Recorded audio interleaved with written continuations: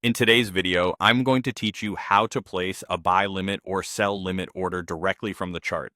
By the end, you'll be able to set a pending order straight from the price area, confirm the details with confidence, and get it placed in just a few clicks. First, open the chart for the instrument you want to trade. Make sure you're looking at the correct symbol and time frame, and that the price scale is visible on the right. It helps to zoom in enough to clearly see where current price is trading, because your click position will determine the type of limit order you can choose next. Next, move your cursor to the main price area of the chart and right-click. Be sure you're on the price section of the chart itself and not on an indicator sub-window or the time axis. The trading menu you need appears when you right-click on the price area.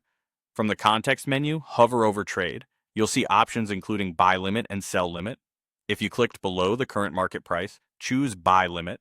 This tells the platform you want to buy only if price dips to that level. If you clicked above the current market price, choose Sell Limit, which places an order to sell if price rises up to that level. If an option looks unavailable, it usually means your click was on the wrong side of current price for that order type, so simply right-click again in the correct area. An order window will open with the price automatically filled in based on where you clicked. This saves time and helps you be precise. Now confirm the key details. Adjust the volume to match your position size. Depending on your platform, volume could be shown as SOL or units, so double check the format and make sure it aligns with your risk plan. Set your stop loss and take profit levels as needed. You can type them in or enter distances if your platform supports that. Be sure the stop loss is placed at a logical level that limits risk, and the take profit aligns with your target. You may see other optional fields such as comments or expiration. If you don't need them, you can leave them as default.